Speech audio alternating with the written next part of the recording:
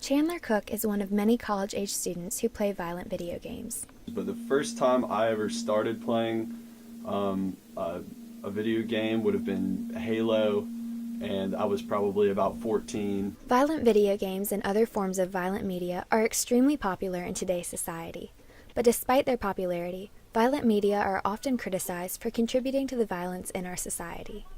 There is actually a huge body of evidence that would suggest that there are effects of media violence, especially playing violent video games.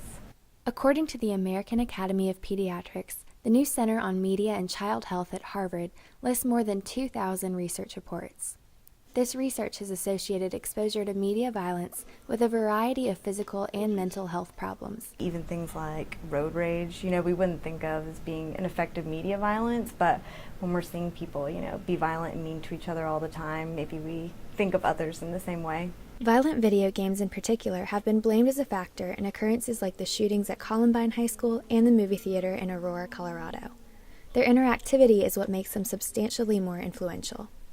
I think a lot of it is being able to do something that you're not allowed to do in real life. Video games is a whole new world just because it's interactive, and so you're not just watching people be violent, but you're immersed in it. You're actually being rewarded for being violent, and I think that makes it a lot more meaningful and therefore has different and more significant effects.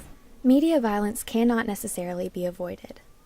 Understand that they will be exposed to these things, especially through the internet and how prominent that's becoming. And news, you might be passing by a TV and see something on the TV. So kids are very prone these days, especially with all the technology, to seeing violence. However, media effects can be mitigated through monitoring and discussion. I don't think there's really any way to keep your kids immune from media violence. Even in cartoons, there's a large amount of violence. But just having conversations with your kids, making sure you're monitoring what they're watching and pointing out whatever the issues might be.